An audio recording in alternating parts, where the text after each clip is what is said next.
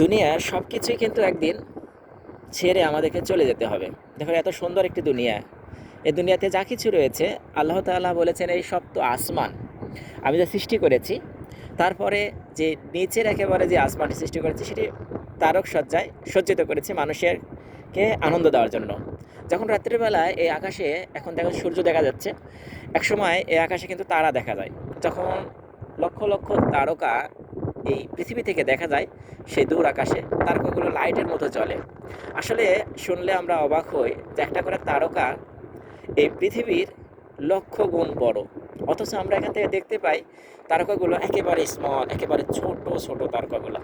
তারপর দেখুন এই যে আল্লাহর সৃষ্টি, এই পানিগুলা, পাখিগুলা, এই পাখিগুলো কিন্তু এখানে যখন পানি ছিল না, এই পাখিগুলো কিন্তু ছিল না, তো এদেরকে বললো কে যে এখানে পানি জমা হয়েছে?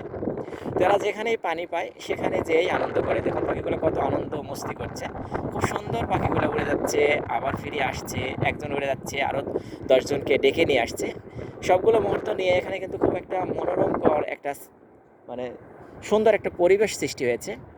আসলে আমরা যখন সাগর পাড়ে যাই তখন একটি উপলব্ধি করতে পারি যে সাগরে এই যে লক্ষ লক্ষ কোটি কোটি কিউবিক পানি রয়েছে।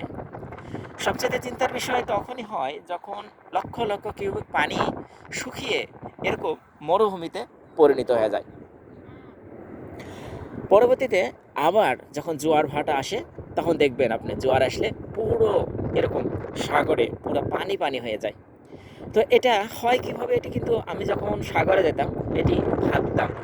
আসলে মাঝে মাঝে সাগর এবং পাহাড় এগুলো জায়গাতে ঘুরলে আল্লাহর কুদরত এবং আল্লাহর সৃষ্টি সম্বন্ধে অনেক ধ্যান ধারণা পাওয়া যায়, যে আল্লাহ যে এগুলো নিশ্চিতভাবে পরিচালনা করেন।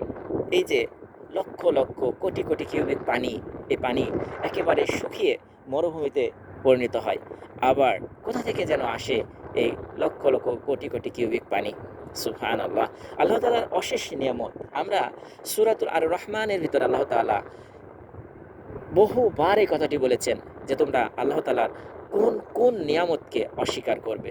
আসলেই আমরা কোন নিয়ামতকে আল্লাহ তাআলা অস্বীকার করব? খুব সুন্দর করে কিন্তু দেখা যাইতেছে, তাই না? আমরা চেষ্টা করলেই কিন্তু আল্লাহ তাআলার নিয়ামতকে অস্বীকার করতে পারি না, কারণ অসংখ্য নিয়ামত আমরা প্রতিদিন প্রতিনিয়ত ভক্ষণ করে আসছি। সুবহানাল্লাহ, আলহামদুলিল্লাহ। আল্লাহ তাআলা আমাদেরকে এবং আমাদের পিতামাতা যারা দুনিয়াতে বেঁচে আছে এবং যারা দুনিয়া ছেড়ে চলে গেছে সবাইকে আল্লাহ তাআলা হেফাজত করুক।